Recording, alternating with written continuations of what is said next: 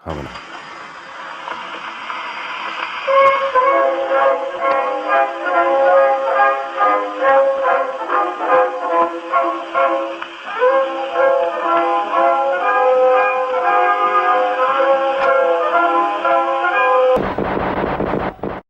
Good evening, ladies and gentlemen, and we are completely dark here, but we are alive now. Good evening. This is the world's first and only combination trivia host and professional wrestling announcer of Chilean descent, Ozzy V.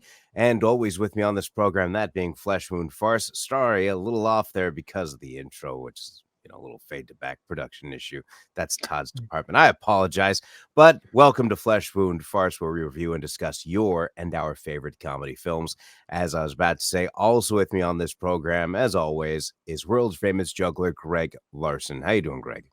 From an OG location, doing fantastic. How about yourself, Ozzy? I'm doing very well. I actually woke up from a nap, so we gotta excuse the bathrobe. Oh, I thought we were just gonna start calling you Ozzy Hefner or something with the new attire. I would recommend against that idea. Yeah, for sure. Yeah. Also with us, ladies and gentlemen, Wound producer Todd. How you doing, Todd? I am doing fabulous. No, that's God. I'm doing that. I am Fabulous? doing excellent. I mean, it's normally chilling. So you're the one word you're gonna go with. I don't know. Of chilling. One word, Todd. You have one word to say that is not chilling. What word do you choose? Fabulous. It's a jump. If you want to feel fabulous, you totally want to feel fabulous and fierce. Not that there's anything wrong with that. You're totally. Look, some people wear bathrobes to a show. Some people feel fabulous. It's a new day. That's right. Yes, it is. Yes, indeed. So, okay, so you're doing excellent. Yeah. Normally chilling. What's with the excellent news? I'm making you stick with fabulous. I'm sorry. Nothing fabulous discussable. Today. Okay. Oh. All right, then. Well, we'll just move right in. Greg's reaction had it all. We'll just move in right to our review. This is the review of Happy Gilmore that was released on February 16th, 1996. Todd, do you have a trailer available? Yes, I do. Let's roll it. Fantastic. Please. Thank you. Man, now he's taking charge. He's like, let's roll it. For 400 years, golf has been a gentleman's game. A game of tradition, etiquette, and above all, sportsmanship. Until now. Y'all ready for this? Meet Happy Gilmore. He was a hockey player. Touch my puck, baby! Don't you ever touch my puck! Who was skating on thin ice. But when his grandma needed his help... Mrs. Gilmore owes the IRS $270,000. We're going to have to sell the house to someone else. But she's an old lady. I mean, look at her. She's old. He discovered a new talent.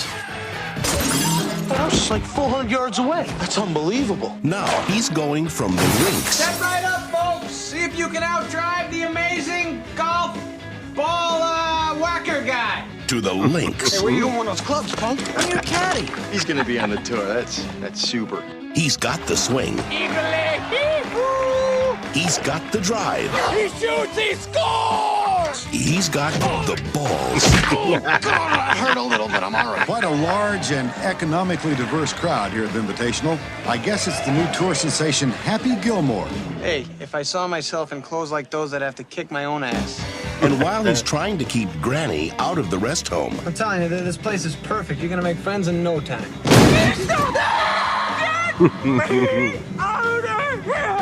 He's driving the game of golf. Why didn't you just go home? That's your home! Are you too good for your home? Answer me! Straight into the ground. Damn you people, this is golf! I'm Bob Barker. Looks like you and I are going to be playing together today. This guy sucks. All right, let's go. Universal Pictures presents Adam Sandler The price is wrong, Bob. as golf's missing link, Happy Gilmore.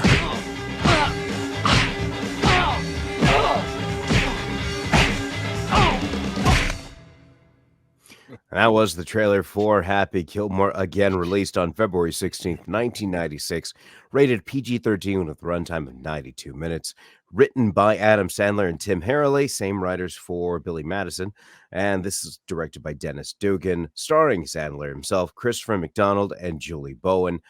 First and foremost, let me say this quickly before we forget, rest in peace, Carl Weathers, and rest in peace, Joe Flaherty, who also recently passed away. I'm familiar, the individual who repeatedly yelled, "Yeah, jackass." The way he says it, man, is I'll tell you this real quick. It's a wrestling related thing. He's always reminded me of one half of the Rock and Roll Express. So they're separated at birth. the former tag team, yeah, of course. No, but I remember seeing this in the theater in a drive-in specifically, and the most fun thing about seeing this in the theater is that every time he would drive, it like the levels on the subwoofers would increase, so you'd feel the drive every time, which was actually kind of like it was a fun extra thing you don't really see in comedies. But yeah, I'd seen this in the drive-in. It was like one of these double feature things where I went with my sister and a boyfriend. We all saw Twister because it was around the same time. And there was another movie they wanted to see. I took a lawn chair and a blanket and I went to go see Happy Gilmore. And at 10, I would have been 10 years old at the time, or 11 years old. The opening credits got me just as hard as I did when I was 11 years old. It's like I was transported back just because the sheer immaturity of it. It's like so absurdly immature that you couldn't help but laugh. And my girlfriend was saying, "I'm concerned that you're laughing this hard at this." I'm concerned at your story and some of the facts that you just mentioned, because you said you went to a double feature and you saw Twister that was around the same time as Happy Gilmore.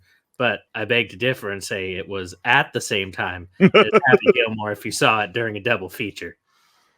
I understand that. I didn't want to imply. Hold on a second. No, seriously. Dead serious here. I didn't want to imply that Twister had the same release date as Happy Gilmore. Because that was not sure to be the case. And here's the other thing. Drive-ins, the B picture was always one that was older. So it could have been, one of these could have been 6 months old. Like Twister could have, but it sounds like those were probably both the headliners. And then like with this, you could have something like even Billy Madison as its B picture. Just something kind of, you know. Yeah, Do you guys actually have any drive-ins still available around you? I think we have one in the Northern California. We have the Vinland Drive-In, which is in LA, and we have a couple in IE Riverside. But the Vinland Drive-In's famous. That's the one that every time a Tarantino movie goes, he goes to there.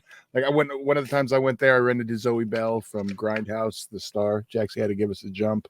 Now, do they still have the devices that sit on your car window, or do you tune into the radio? Most of them now, I don't. It's been a while since I've did that one, but yeah, they're the AM radio. Yeah, I actually have from our drive-in. I have a couple of the actual speakers still. Nice. That's awesome. Yeah. Sorry about our side conversation in the drive-in, but we will revisit the drive-in when I talk about the Aussie TV show segment, to be discussed later. All right, so continuing to the initial thoughts. Greg, any initial thoughts on this film? No, this is so going into this is one of those ones that all Adam Sandler films, if we've started to review them on this show, I have this moment of is this gonna hold up? So there was definitely some concern and worry, and I want to say that there's actually a moment in the trailer I didn't notice during the actual movie, but I noticed in the trailer that got me really disappointed and has changed some of my perspective on the film, which is the fact that he's a Bruins fan, and at some point in the film wears a shirt that looks a lot like the Habs colors. And if you're a hockey fan, you're not going to be a Canadian wearing a shirt that even remotely looks like the Canadians' colors. So, so that was a little odd for me, but nonetheless, hockey aside, Yeah, I was really looking forward to checking out this film because I remember a lot of great feelings. I remember watching this several times just because it's got some classic one-liners, as well as, of course, the whole Bob Barker situation. I am Right. also happy to report I was worried too, especially after Billy Madison not holding up for me at all. Right. And this one managed to. Yeah, I enjoyed it still. It's still a fun film. I'm looking forward. Well, I know I don't know if we're going to touch upon it later, but there is the sequel, and I'm looking forward to see how they make that work. Right. The sequel Wait, in development, it has been officially announced, but it is supposedly in development, but hasn't been officially like picked up by like say. Yeah, it's not in production. No, I heard it's a Netflix one. Oh, So this is Mallrats 2. Yeah, got it. Where I didn't even know about Mallrats 2. Well, it didn't happen. That's what talked about a lot. Yeah. You know, I think we're actually in the Netflix production phase of it. I know it's still in pre-production. Yes, there is actually an article provided by ScreenRant.com. A legitimate website. Well, I mean, like this, they posted an interview. This was March 25th, 2024. That was the latest news on this. Was March what? So that's a month ago. I believe it cites a podcast interview. But anyway, getting back to this movie, we can talk about the sequel when it comes around.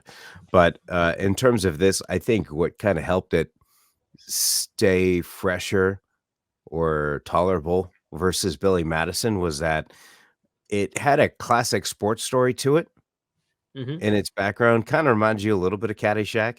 You know, you beat this, I'll pay your college tuition, whatever.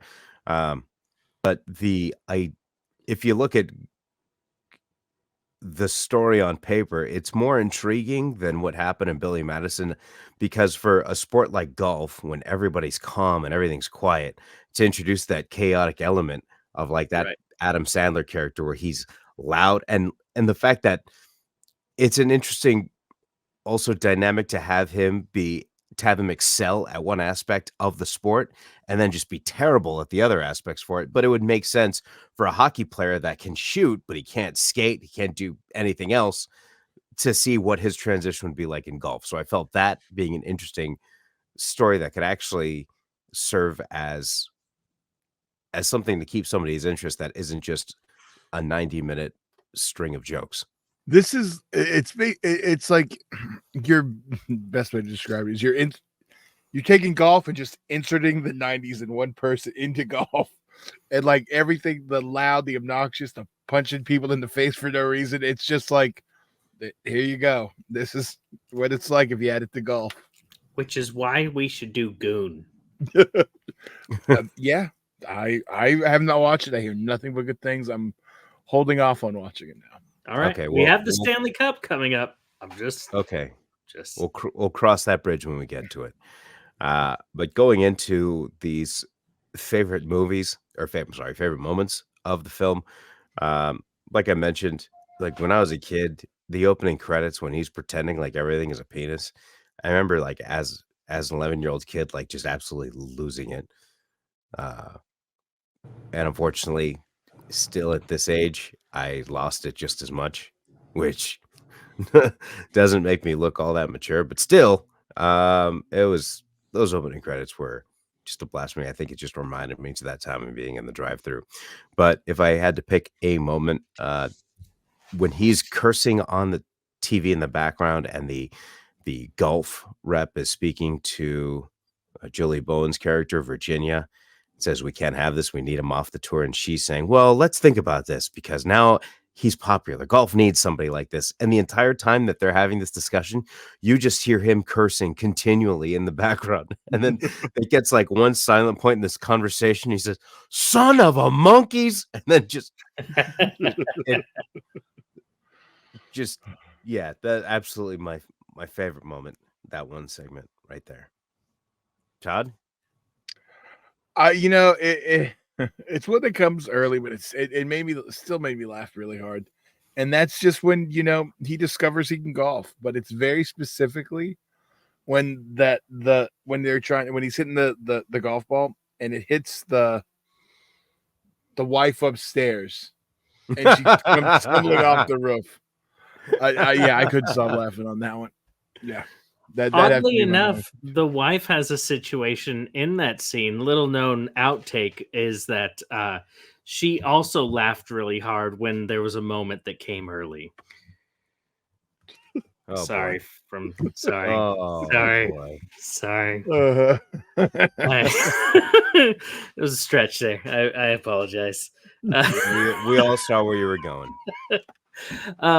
But for a favorite moment, like I'm actually going to just say this is for Chubbs in this one, because and it's not necessarily, I don't know if it was intentional, but the extremely long arm that he had for his prosthetic hand. Just the ridiculousness of how long that arm was. It had me cracking up so hard because it was just so unnecessarily long, to like, was this just because it was a cheap prop? Was it because they intended for this to be ridiculous? I don't know, and I don't care because I had a great laugh because of it. That is good. To be honest, in thinking about that, it never crossed my mind. But in thinking back now, yeah, in those scenes, he does have a weird, strangely long arm. I've always thought it was intentional, like, because it gets a laugh. It is funny that it's like, Right. you know what? We're just gonna do the old school trick, cap it off extra, and stick the hand on the end. So I think it works for the humor. It does. And going back to the sports related story, that kind of gives it a sort of timelessness factor where it doesn't really feel like it's aged. With that and the amount of heart that's in it, he's trying to save his grandmother's house, the grandfather built.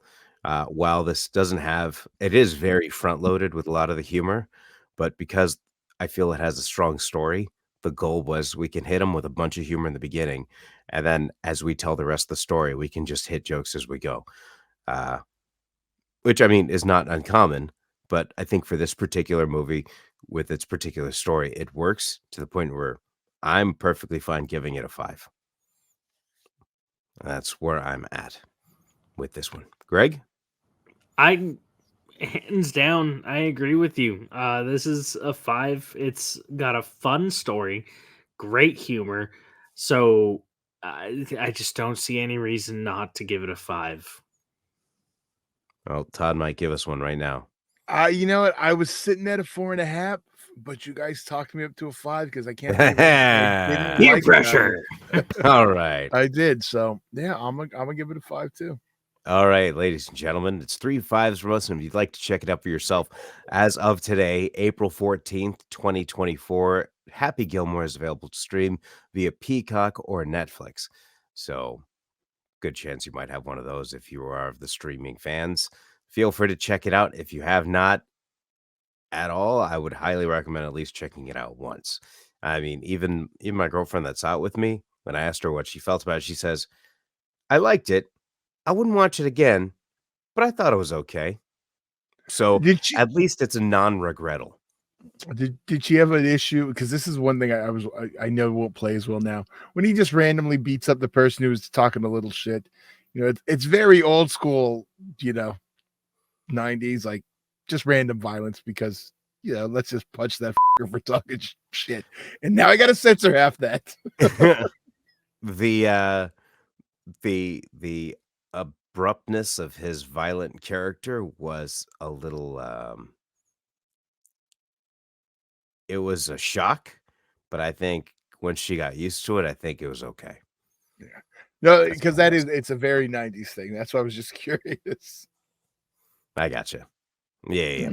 But ultimately, especially if you're a fan of Adam Sandler and you haven't seen this, I'm not sure how that works, but highly recommend you check it out. I think still right now, my favorite Adam Sandler movie. I'm able to say that just because once you got past this, you started getting to some Adam Sandler movies, and then it's like, There's one I get heat for not liking, but I'm not going to say because we'll get to it eventually. Oh, you don't need to beat around the bush. We know it's don't mess with the Zohan. Okay, well that's totally see. No, I'm talking about one of the Golden Age movies, not one of the. He's already kind of like that's my boy. You don't even have. I know exactly what you're talking about, but I won't say it. Tell me off air. Okay, I will. Bedtime stories. I know. I haven't seen that one though. Isn't that a family one? I don't think we will be covering that one. I don't know. So this concludes our review of Happy Gilmore. Again, by all means, check it out. If you haven't seen it in a while, check it out again. Definitely worth a rewatch. So I do have the segment for the Aussie TV show. We mentioned drive-ins earlier, so this kind of plays into it. Back in 2014, I was working for DHL same day, and that would be for deliveries for MRI pieces, like stuff that couldn't be flown, but also actual movies from the Technicolor warehouse, and we would go pick up these briefcase. So if they were actually the reels, those were so heavy. Like the reels were so heavy, but sometimes like the box would be like this big. It'd be like this big, and it would just be a case, and all it had was like the USB thumb drive in it or something. And they all had a code that was attached that wouldn't be activated until so I would deliver these Thursday during the day, and then it would be like Thursday at 7 p.m., Thursday at 8 p.m. It would say on the invoice or whatever. Anyway, moving on. I had to go deliver to a drive-in late Thursday night, and I can't remember exactly where this drive-in was, but it was in an area of the city where there was no activity whatsoever, no businesses open, just houses, right? And then this drive-through in the middle of all these houses, right? There's a corner store, but it was closed. So it's the Vineland Drive-In. What city is that in? I'll double check the city. Keep going. I want to say like Gardenia or something. Gardena? Yeah. Maybe. I'm not entirely sure, but there is a oh no, it was City of Industry. Yeah, I think so. That sounds very I know the layout around that area. Because there's like a bar in the corner, you turn, and on the right is like all housing, and then it's like the end of this street is the drive-in. Like it's like on the left. It was almost 10 years ago, so I couldn't tell you exactly. Oh well, but moving on, just completely dark, felt like a zombie movie, whatever, almost, right? So I was so creeped out by this because I saw this chain and I saw an opening next to the chain where I could drive in, but drive into the drive-in, haha. But there's actually a sign that says, "Any trespassers will be shot."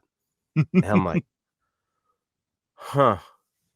If this guy doesn't know I'm coming, I'm going to get shot at. But, a lot of people really want to see my best friend's wedding. So here's what we're going to do. No, that was not worth taking the bullet. I don't know if that was the movie. I don't know if that was the movie or not. But I actually called the dispatch and I explained the situation. They're like, oh, I understand your concern, but they should be expecting it. So you should be fine.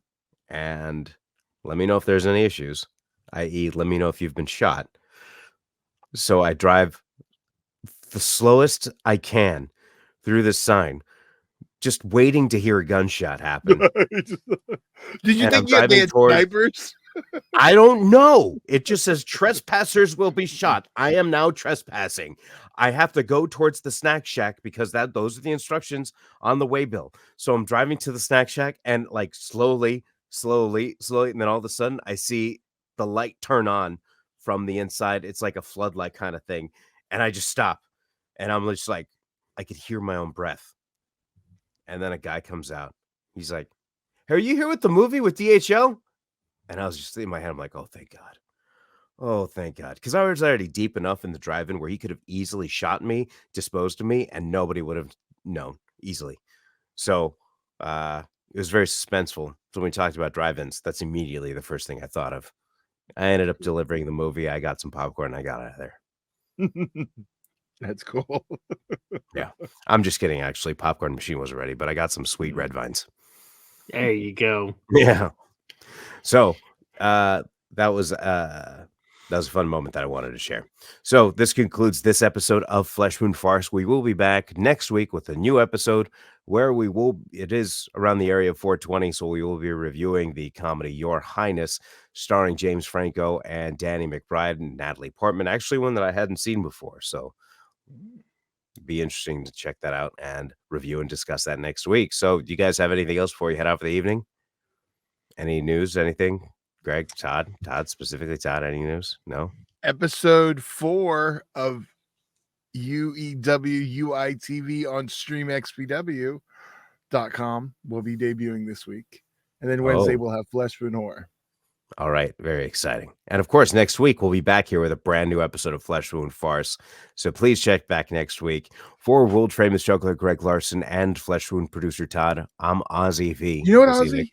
Oh, before we go, mixed up my outro. I did, but I forgot we need to acknowledge Ozzy before we go. Excuse me? Oh, my. Oh, dang it. Did he do that on purpose? Oh, God.